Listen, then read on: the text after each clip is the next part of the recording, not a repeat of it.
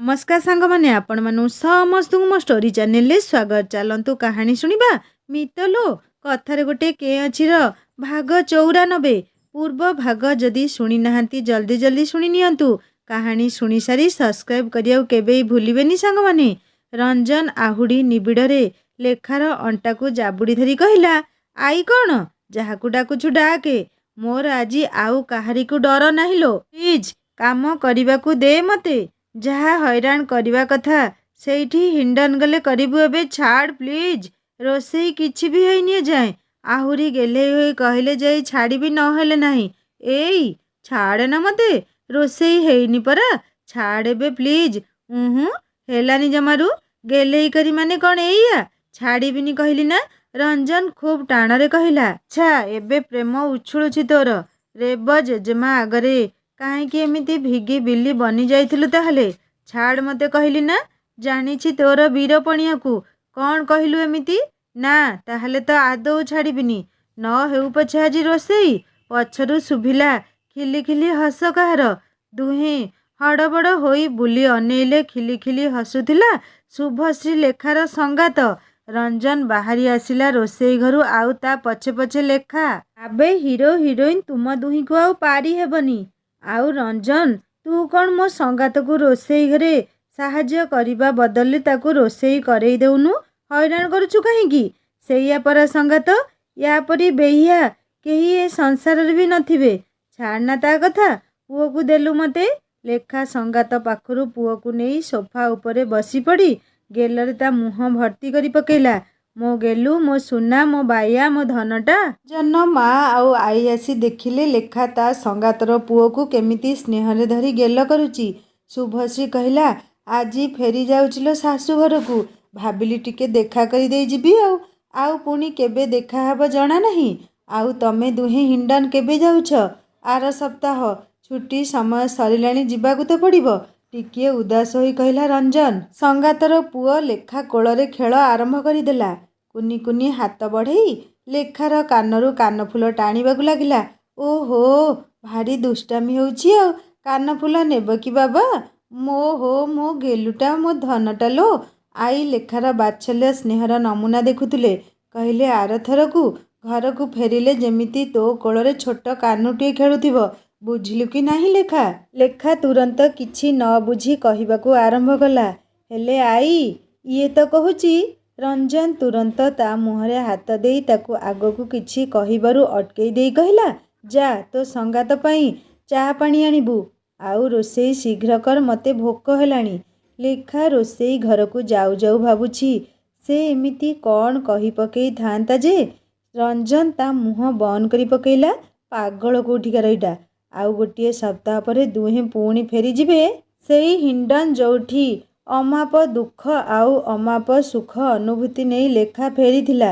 रातिरे काम सारी लेखा शोइबाकू गला बेले भाबुछि, आउ मझिरे 5 दिन पुणी एई सुखर स्नेह प्रेमर नीड़ छाड़ी ताकू आउ गोटे नीड़ गढ़िबाकू रंजन सह जिबाकू पड़िबो। हेले सेठी जो समय से बितेइछि आजी मनरे आसिले भी खूब भय हुए, कलिजा थरी जाए। हे भगवान, कहा जीवन रे सेमिति दुख केबे भी देबनी प्रभु।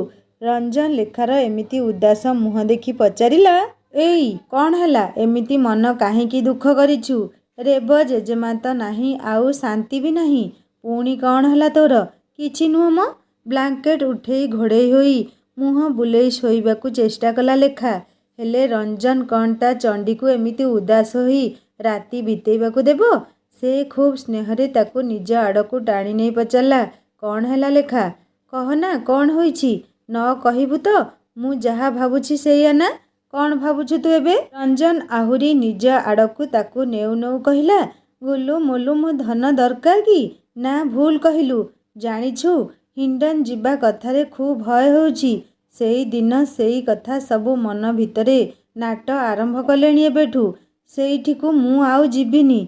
रंजन मुह सुखेई किछि न कही आरपटकू मुह बुलेई शोइबाकू चेष्टा करुथुला। लेखा ता सहित आसिबाकू मना करुछि, एहा ता पई सबुठू बोधुए दुख आउ अंतर्दाहर कथा। लेखा बिचारी कौन कहिबाकू चाहुथुला, आउ कौन कहिदेला। आउ तार ए पतिदेव एते बड़ बड़ कथा ତା ଗାଳିରେ ରାଗିବନି, ଆଉ ଏଇ ଛୋଟ କଥାରେ ରାଗିଯିବ। ହେ ଭଗବାନ, କ'ଣ କରିଦେଲି ମୁଁ? ହେଲେ ସେ କ'ଣ ଆଉ ସେଇ ପ୍ରଥମ ରାତିର ଲେଖା ହୋଇଛି ନା? ସେ ରାଗିଲା ତ ନିଜେ ବି ରାଗି ମୁହଁ ବୁଲେଇ ଶୋଇପଡ଼ିବ। ଜଣେ ଅନ୍ୟ ଜଣଙ୍କର ରାଗ ଅଭିମାନକୁ ନ ବୁଝିବ ତ ସଂସାର ରଥର ଚକ ଆଗକୁ ଗଡ଼ିବ କେମିତି? ଅବଶ୍ୟ ଏ କଥା ତା ଜେଜେମା ତାକୁ ଗୁରୁମନ୍ତ୍ର ଦେଇଛନ୍ତି। ଆହୁରି କହିଛନ୍ତି, ସ୍ୱାମୀକୁ କାନିରେ ବାନ୍ଧି ଜାଣିଲେ ସବୁଦିନ ସୁଖ ହିଁ ସୁଖ। ହେଲେ ସେ ୟାକୁ କେମିତି ବାନ୍ଧିବ କେଜାଣି? କି ରାଗି ଦୁର୍ବାସା ଇଏ! ଲେଖା ତାକୁ ଖୁବ୍ ବଳ ପ୍ରୟୋଗ କରି ନିଜ ଆଡ଼କୁ ବୁଲେଇ ଆଣି ତା ମୁହଁକୁ ଅନେଇ ରହିଲା। ଏମିତି କ'ଣ ଅନେଇଛୁ ମୋତେ? ମୋ ସହ ତତେ ଯିବାକୁ ଇଚ୍ଛା ନାହିଁ? ନିଜ ମନ କଥା ତ କହିଦେଲୁ, ଆଉ କ'ଣ ବାକି ରହିଲା ଯେ? ଲେଖା ଟିକେ ହସି ଦେଇ ତା ନାକ ଗାଲ ଚିମୁଟି ଦେଇ କହିଲା, ଆହା ମୋ ଗେଲୁ ପତିଦେବଟା, ତତେ ଯେମିତି ଏକୁଟିଆ ଛାଡ଼ିଦେବି ସେଇଠିକି। ଆଉ ତାହେଲେ କ'ଣ କହୁଛୁ? ଏମିତି କାହିଁକି କହୁଛୁ ତୁ? ଲେଖା ଖୁବ୍ ଅନୁରାଗରେ ରଞ୍ଜନ ଆଶେଷରେ ହଜିଯାଇ କହିଲା, ସେଇଠି ନା ବହୁ ଦୁଃଖର ଅନୁଭୂତି ଅଛି। ସେ ସବୁ ମନେ ପଡ଼ିଲେ ନା ହୃଦୟ ଥରିଯାଏ। ସେ ଅଶୁଭ କ୍ୱାର୍ଟରରେ ରହିବାନି ଆଉ। ରଞ୍ଜନ ଲେଖା ମୁହଁରୁ ବାଳତକ ଆଡ଼େଇ ଦେଇ କହିଲା, ତୁ ତ ଗୀତା ଭାଗବତ ସବୁ ପଢ଼ିଛୁ। ମଣିଷ ଭାଗ୍ୟରେ ଯାହା ଲେଖା ହୋଇଛି କେହି ବି ଖଣ୍ଡନ କରିପାରିବେନି ବୋଲି ଜାଣିଛୁ ତୁ। ଆମ ଦୁହିଁଙ୍କ ଭାଗ୍ୟରେ ସେତିକି ଦିନ ବିଚ୍ଛେଦ ଲେଖାଥିଲା, ଆମେ ଭୋଗିଲୁ। ଆଉ ସେ କ୍ୱାର୍ଟର କେମିତି ଅଶୁଭ ହେଲା? ତୁ ଆଉ ମୁଁ ପୁଣି ଥରେ ଏମିତି ଏକ ଝଞ୍ଜାରୁ ବାହାରି ସେହି କ୍ୱାର୍ଟରରେ ଏକାଠି ହେଲେ ନା ନାହିଁ? ତୁ କହିବୁ ତ ମୁଁ କ୍ୱାର୍ଟର ଚେଞ୍ଜ କରିଦେବି। ଲେଖା ମନେ ମନେ ହେଜିଲା। ସତ କଥା ତ, ସେ ତ ଏମିତି ଦିଗରେ କେବେ ଚିନ୍ତା କରିନଥିଲା। ସତରେ ତା ରଞ୍ଜନ କେତେ ବୁଦ୍ଧିର କଥା କହୁଛି। ସେ ତାକୁ ଦୁହି ବାହୁରେ ଆହୁରି ନିବିଡ଼ରେ ଧରି କହିଲା, ନାଇଁ ନାଇଁ, ସେଇ କ୍ୱାର୍ଟରରେ ହିଁ ରହିବା। ଚେଞ୍ଜ କରିବା ଆବଶ୍ୟକ ନାହିଁ। ଦୁହିଁ ଦୁହିଁଙ୍କ ଭାବନାରେ ମସଗୁଲ ହେଉଥିଲେ। ରାତିରେ ହେମାଳ କୋଳରେ ଦୁହିଁ ଡୁବି ଯାଉଥିଲେ ଦୁହିଁଙ୍କ ଉଷ୍ମ ପ୍ରୀତି ପରଶରେ। ଆଉ 5 ଦିନ ଅଛି ଫେରିବାକୁ। ରଞ୍ଜନର ମା ଖୁବ୍ ବ୍ୟସ୍ତ ହେଉଛନ୍ତି ଭିତରେ ଭିତରେ। ନିଜର ମନୋଭାବ ସିନା ଦେଖାଉନାହାନ୍ତି, ହେଲେ ସେ ଭିତରେ ଭିତରେ ପୁଅ ଆଉ ବୋହୂଙ୍କ ବିଚ୍ଛେଦ କେମିତି ସହିବେ ଭାବୁଛନ୍ତି। ଲେଖାର ଜେଜେମା, ମା, ବଡ଼ ମା କେତେ କ'ଣ ସାଙ୍ଗରେ ନେବା ପାଇଁ ରେଡ଼ି କଲେଣି। ଲେଖା ଏଇଟା ଖାଏ, ବାବୁ ଏଇଟା ଖାଏ, ସବୁ କିଛି ପ୍ୟାକିଂ ଚାଲିଛି। ଆଉ 2 ଦିନ ଅଛି। ଲେଖା ପାଇଁ ଆସିଲା ଗୋଟିଏ ବଡ଼ ଦୁଃଖ ଖବରଟିଏ। ହଁ, ଦୁଃଖ ଖବର କହିଲେ ଚଳେ। ହିଣ୍ଡନ୍ରେ ଲେଖାର ଦୁର୍ଦ୍ଦିନ ସମୟରେ ନିଜର ବଡ଼ ଭଉଣୀଠୁ ଅଧିକ ସ୍ନେହ ଆଉ ସହଯୋଗ କରିଥିବା ମିସେସ୍ ସିଂଙ୍କର ପୋଷ୍ଟିଂ ଆସି ଯାଇଥିଲା ଜମ୍ମୁ। ଲେଖା ମନ ଦୁଃଖରେ ଭାଙ୍ଗି ପଡ଼ିଲା।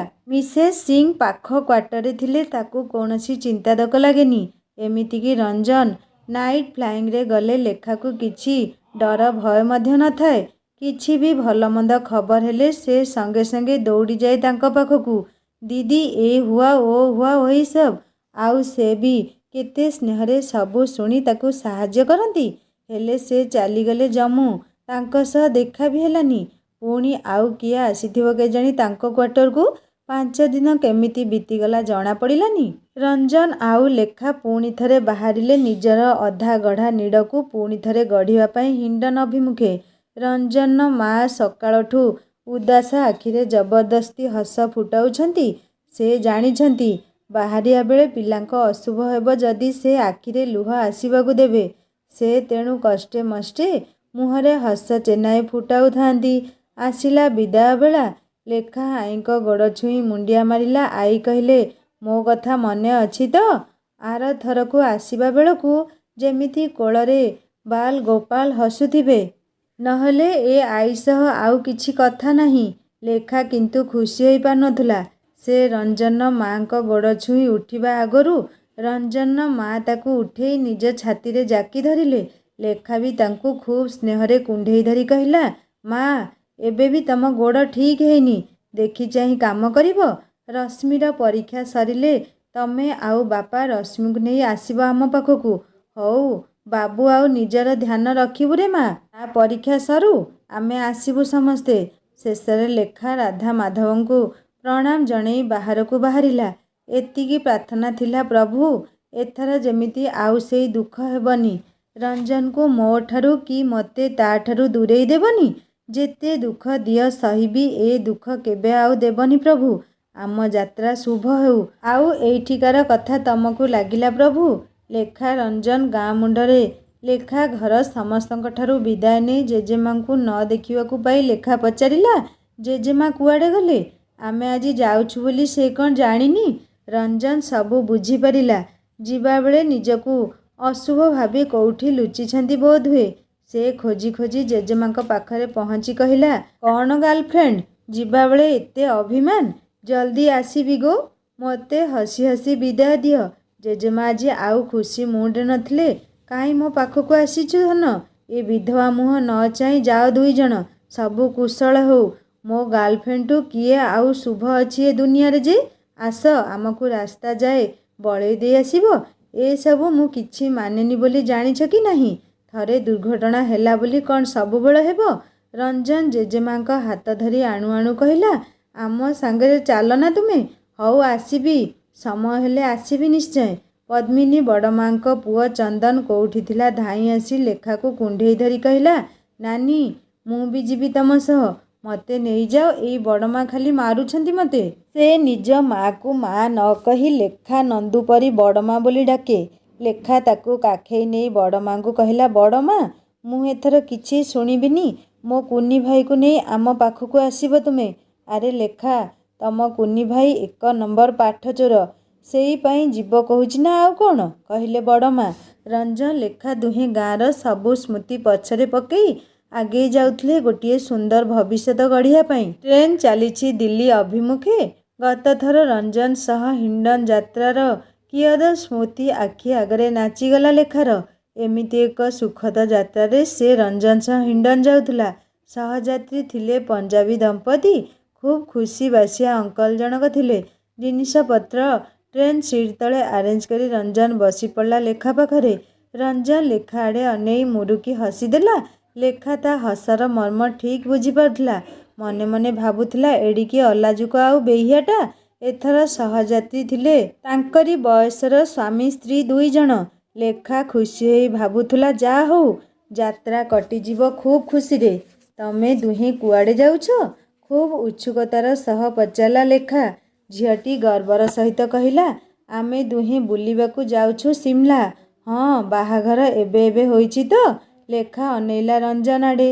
ସେ ନୀରବ ଚାହାଣୀରେ କହୁଥିଲା, ଦେଖ ଏମାନେ ଏବେ ଏବେ ବାହା ହୋଇ ହନିମୁନ୍ ଯାଉଛନ୍ତି, ଆମେ କେବେ ଯିବା ଯେ? ରଞ୍ଜନକୁ କ'ଣ ଲେଖାର ମନ କଥା ଅଜଣା ଅଛି? ସେ ତା କାନରେ କହିଲା, ଖୁବ୍ ଶୀଘ୍ର ତତେ ନେଇଯିବି। କୋଉଠିକି? ସରପ୍ରାଇଜ୍। ସେମାନଙ୍କ ଗୁପଚୁପ୍ ପ୍ରେମ ସମ୍ଭାଷଣରେ ବ୍ୟାଘାତ ଘଟେଇ ଝିଅଟି ପୁଣି ଥରେ ପଚାରିଲା, ତମେ 2 ଜଣ ବି କ'ଣ ଆମ ପରି? ନା ନା ଭଉଣୀ, ଆମେ ଯାଉଛୁ ଆମ କ୍ୱାର୍ଟରକୁ ହିଣ୍ଡନ୍ ଏୟାରପୋର୍ଟ ଷ୍ଟେସନକୁ। ପୁଅଟି ଖୁବ୍ ଦୁଃଖୀ ଥିଲା ପରି ଲାଗୁଥିଲା। ସେ ମୁହଁ ଖୋଲିଲା ଏଥର। ପଚାରିଲା, ଆପଣ ଏୟାରଫୋର୍ସରେ ଅଛନ୍ତି? ହଁ ହଁ, ଖୁବ୍ ଭଲ। ଲେଖା ଦେଖିଲା ପୁଅଟି ସେମିତି କିଛି ଖୁସି ଲାଗୁନଥିଲା। ହେଲେ ଝିଅଟି ତ ବିନ୍ଦାସ୍। କିଛି ସମୟ ପରେ ଟ୍ରେନ୍ ଅଟକିଲା ଗୋଟିଏ ଷ୍ଟେସନରେ। ପ୍ରାୟ ଲୋକେ ଉଠି ତଳକୁ ଯାଉଥିଲେ କ'ଣ ଟିକେ କିଣାକିଣି ପାଇଁ। ଲେଖା ଅନେଇଲା ରଞ୍ଜନକୁ। ରଞ୍ଜନ ଠିକ୍ ଜାଣିଛି ଏଇ ଚଣ୍ଡୀ କ'ଣ ପାଇଁ ତାକୁ ଏମିତି ଅନେଇଛି ବୋଲି। ଗତଥର ଏମିତି ହିଣ୍ଡନ୍ ଯିବାବେଳେ ସେ ତଳକୁ ଯାଇ ଆସୁ ଆସୁ ଟ୍ରେନ୍ ଛାଡ଼ି ଦେଇଥିଲା। ସେ ରହିଗଲା ଭାବି ଚଣ୍ଡୀର ଯୋଉ କାନ୍ଦ। ରଞ୍ଜନ ଇସାରାରେ କହିଲା, ମୁଁ ଯିବିନି କୁଆଡ଼େ, ତୋହରି ପାଖରେ ବସିଛି ପରା। ଝିଅଟି ତୁରନ୍ତ ଉଠି ଠିଆ ହେଲା ବାହାରକୁ ଯିବା ପାଇଁ। ମୁଁ 2 ମିନିଟ୍ରେ ଆସୁଛି, କୁଆଡ଼େ ଯିବନି ଯେମିତି। ପୁଅଟି ଖୁବ୍ ନିରୀହ ଭାବରେ ମୁଣ୍ଡ ହଲେଇ ସମ୍ମତି ଜଣେଇଲା। ଲେଖାର ମନ ଭିତରେ ଆଶ୍ଚର୍ଯ୍ୟର ସୀମା ନଥିଲା। ଏ କେମିତି ଓଲଟା କଥା ଯେ, ସ୍ତ୍ରୀ ହୋଇ ଏମିତି ଆଦେଶ ଦେଇ ଯାଉଛି ୟାଙ୍କୁ। ସେ ଚାହିଁଲା ରଞ୍ଜନ ମୁହଁକୁ ଥରେ। ରଞ୍ଜନ ବି ଖୁବ୍ ଅନୁରାଗରେ ତା କାନରେ ଧୀରେ କହିଲା, ତୁ ବି ମୋତେ ଏମିତି ଆଦେଶ ଦେଉ। ମୁଁ ବି ଏମିତି ଭିତରେ ଭିତରେ ମନ ଦୁଃଖରେ ଥାଏ। ଲେଖା ଏଥର ରାଗିଯାଇ ଅନେଇଲା ତା ମୁହଁକୁ। ନାଇଁ ନାଇଁ ଚଣ୍ଡୀ ମୋର, ମିଛରେ ଏମିତି କହିଲି। ରଞ୍ଜନ ମୁହଁରେ ହସ ଫୁଟେଇ କହିଲା। ଲେଖା କିନ୍ତୁ ଭାବୁଥିଲା, ବିଚରା ପୁଅଟି କାହିଁକି ଦୁଃଖୀ ଅଛି କେଜାଣି। ସେ ଖୁବ୍ ଉତ୍ସୁକତାର ସହିତ ପଚାରିଲା, ତମ ଘର କୋଉଠି? ମୋର ଓଡ଼ିଶାରେ, ହେଲେ ମୋ ସ୍ତ୍ରୀଙ୍କର ଘର ବିହାରରେ। ଲେଖା ଖୁସି ହୋଇ କହିଲା, ମୋ ସାନ ଭଉଣୀର ଶାଶୁଘର ବି ବିହାରରେ। ଆଚ୍ଛା ଭାଇ, ତମେ କ'ଣ କର? ମୁଁ ଜଣେ ମାଇନିଂ ଇଞ୍ଜିନିୟର, ଧାନବାଦ IITରୁ ପାସ୍ କରିଛି। ଲେଖା ଆଉ ରଞ୍ଜନ ଦୁହେଁ ଆଶ୍ଚର୍ଯ୍ୟ ହେଉଥିଲେ। ଏତେ ଭଲ ଷ୍ଟୁଡେଣ୍ଟ ବୋଧହୁଏ ଲଭ୍ ମ୍ୟାରେଜ୍ ହେଇଥିବ। ହନିମୁନ୍ ପାଇଁ ଯାଉଛନ୍ତି, ହେଲେ ମୁହଁରେ କିଛି ଖୁସି ନାହିଁ କାହିଁକି? ହେଲେ ଏମିତି ପଚାରି ବି ହେବନି କ'ଣ ହୋଇଛି ବୋଲି। ଝିଅଟି ତଳୁ କ'ଣ ମେଞ୍ଚାଏ ସ୍ନାକ୍ସ ଧରି ଫେରିଲା। ଏକଦମ ବେପରୁଆ ଢଙ୍ଗ। ସ୍ୱାମୀ ବୋଲି କିଛି ରେସ୍ପେକ୍ଟ ନାହିଁ। ଲେଖା ସେ ଦୁହିଁଙ୍କୁ ଦେଖି କେତେ କ'ଣ ଅନୁମାନ ଲଗାଉଛି। ରଞ୍ଜନ କୋଳରେ ମୁଣ୍ଡ ରଖି ଲେଖା ମିଛରେ ଆଖି ବନ୍ଦ କରି ସେ ଦୁହିଁଙ୍କୁ ଦେଖିବାରେ ଲାଗିଛି। କ'ଣ ହେଲା ଯେ? କିଛି ସମୟ ପରେ ଝିଅଟି ଟଏଲେଟ୍ ଆଡ଼େ ଉଠିଗଲା। ପୁଅଟି ଗୋଟିଏ ଚାରିଭଙ୍ଗା କାଗଜ ରଞ୍ଜନ ହାତକୁ ବଢ଼େଇଲା। ଲେଖା ତ ମିଛରେ ଶୋଇଥିଲା। ରଞ୍ଜନ ନେବା ଆଗରୁ ସେ କାଗଜଟି ଲେଖା ଧରିନେଲା। ଉପର ବର୍ଡ଼କୁ ଚଢ଼ିଯାଇ ସେହି ଚିଠିଟି ଖୋଲି ପଢ଼ିବାକୁ ଲାଗିଲା ଲେଖା। ଜାଣିବାର ଇଚ୍ଛାଟା ଏତେ ପ୍ରବଳ ହେଉଥିଲା ଯେ ସେ ଗୋଟିଏ ନିଶ୍ୱାସରେ ପଢ଼ି ପକେଇଲା ଚିଠିଟି। ମୁଣ୍ଡରେ ହାତ ଦେଲା ଲେଖା। ଏମିତି ବି ହୁଏ କେବେ? ଲେଖା ତଳକୁ ଆସି ବସିପଡ଼ିଲା ରଞ୍ଜନ ପାଖରେ। ଝିଅଟି ତଳୁ ଆଣିଥିବା ସ୍ନାକ୍ସ ରଞ୍ଜନ ଆଉ ଲେଖାକୁ ଅଫର କଲା ପୁଅଟି। ଲେଖା ଜାଣି ଜାଣି ପଚାରିଲା, ତମ ଶାଶୁଘର କେମିତି? ଝିଅଟି ଏମିତି ଏକ ପ୍ରଶ୍ନରେ ନିର୍ବାକ୍ ହୋଇଗଲା। ହେଲେ ସେ ଥିଲା ଖୁବ୍ ଚାଲାକ। କହିଲା, मेरा ससुराल वाले खूब अच्छा है। क्या बोलू दीदी, एकदम ललन टप। ଲେଖା ଭାବୁଛି, କେଡ଼େ ମିଛେଇ ଝିଅଟା କିରେ। ଶାନ୍ତନୁ ଖୁବ୍ ଡରିଯାଇ ଲେଖା ମୁହଁକୁ ଦେଖୁଥିଲା। ମନେ ମନେ ଭାବୁଥିଲା, କାହିଁ ସେ ଚିଠି ବିଷୟରେ ସେ ଦିଦି କହିଦେବେନି ତ ତାକୁ। ଲେଖା ଗୀତରେ ଗୀତରେ ଗାଇଲା, କହିଦେବି ମୁଁ ଘରେ ତମର ବାବୁ, ଆଉ ଚିନ୍ତା ନା କର।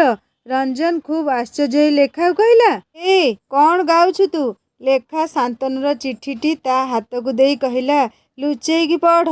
ରଞ୍ଜନ ଗୋଟିଏ ମାଗାଜିନ୍ ଭିତରେ ରଖି ଚିଠିଟି ପଢ଼ିସାରି ଲେଖା ମୁହଁକୁ ଅନେଇଲା। ଲେଖା ପୁଣି ଆଶ୍ଚର୍ଯ୍ୟ ହୋଇ ଭାବୁଥିଲା, ଶାନ୍ତନୁ ଏ ଚିଠି କୋଉଠି କେମିତି ଲେଖିଲା? ପୁଣି ଗୀତରେ ପଚାରିଲା, କେମିତି କୋଉଠି ଲେଖିଲ ଏ ଚିଠି? ଶାନ୍ତନୁ ତୁରନ୍ତ କହିଲା, ଟଏଲେଟ୍ରେ। କ୍ୟା ହୁଆ? ଖୁବ୍ ରୁକ୍ଷ ଭାବରେ ପଚାରିଲା ପୁନମ। ଟଏଲେଟ୍ ଜାନା ହେ? ପୁନମ ହସି ଦେଇ କହିଲା, जाइए ना, ये कोई पूछने की बात है क्या? ଲେଖା ମିଛରେ ହସୁ ହସୁ ଭାବୁଥିଲା, ହାଲୋ, ସୁନ୍ଦରୀ ସତୀ ନାରୀଟା ଜବରଦସ୍ତି ମୁଣ୍ଡରେ ବନ୍ଧୁକ ଦେଖେଇ ବାହା ହେଇଛୁ ଆକୁ। ଲେଖା ଭାବୁଥିଲା ଆଖି ବନ୍ଦ କରି, ସତରେ ଏ ଦୁନିଆରେ କ'ଣ କ'ଣ ନ ହେଉଛି। ହଁ, ତାର ମନେ ପଡ଼ିଲା, ଅୟୁଏଟିରେ ପଢ଼ିଲା ବେଳେ ବିହାର ପୁଅ ସାଙ୍ଗଟିଏ କହୁଥିଲା, ଏମିତି କାଣ୍ଡ ତାଙ୍କ ରାଜ୍ୟରେ ହୁଏ ବୋଲି। ହେଲା ହେଲା, ଆମ ଓଡ଼ିଆ ପୁଅ ସହିତ ଏମିତି ଅନ୍ୟାୟ। କେତେ ଖରାପ କଥା ଇଏ। ବିଚରା ଶାନ୍ତନୁଟା, ଏମିତି ଅବସ୍ଥା ତାର। ଏବେ ସେମାନେ କରିଦେଲେ ନା ସେ ଗିଳି ପାରିବ ନା ଥୁ କରି ଫୋପାଡ଼ି ପାରିବ? କ'ଣ ହେବ ବିଚରା ଶାନ୍ତନୁର? ସେମାନେ ତା ଘରକୁ ଜଣେଇଲେ ବି କ'ଣ କରିବେ ଘରବାଲା? ହେଉ, ସେ ଫୋନ୍ କରି ନିଶ୍ଚୟ କହିଦେବ। ଏମିତି ଚିନ୍ତା ଭିତରେ କେତେବେଳେ ରାସ୍ତା ସରିଗଲା ଜଣାପଡ଼ିଲାନି। ଦିଲ୍ଲୀ ଷ୍ଟେସନରେ ଗାଡ଼ି ପହଞ୍ଚି ସାରିଥିଲା।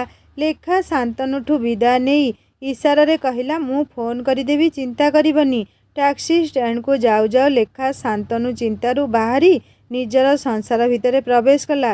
ପ୍ରଥମ ଥର ସନ୍ଦୀପ ସୌମ୍ୟ ଆସିଥିଲେ, ହେଲେ ଏଥର କେହି ଆସିନାହାନ୍ତି କାହିଁକି ନେବାକୁ ସେମାନଙ୍କୁ। ରଞ୍ଜନକୁ ବି ପାରି ହେବନି। କ'ଣ କ'ଣ ପ୍ଲାନ୍ କରିଥିବ କିଏ ଜାଣେ। ଏଇଠୁ ଆଉ କୁଆଡ଼େ ନ ନେଇ ଯିବ ବୋଲି ବି ଗ୍ୟାରେଣ୍ଟି ନାହିଁ। ଆରେ ଚଣ୍ଡୀ, ମୁଁ କାହାକୁ ବି ଆସିବାକୁ କହିନାହିଁ। ଏବେ ଖାଲି ତୁ ଆଉ ମୁଁ। ଲେଖା ହସି ଦେଇ କହିଲା, ତତେ ଆଉ କ'ଣ କହିବି ମୁଁ? ଦେଖେ, ଆମେ ଦୁହେଁ ସାଙ୍ଗରେ ସାଙ୍ଗରେ ରହିବା, ସେଇଥିପାଇଁ କାହାକୁ ଆସିବାକୁ ଦେଇନାହିଁ। अकेले हम, अकेले तुम, और कोई नहीं। ଲେଖା ହସିଦେଲା ମନ ଖୋଲା କରି, ହୃଦୟ ଖୋଲି।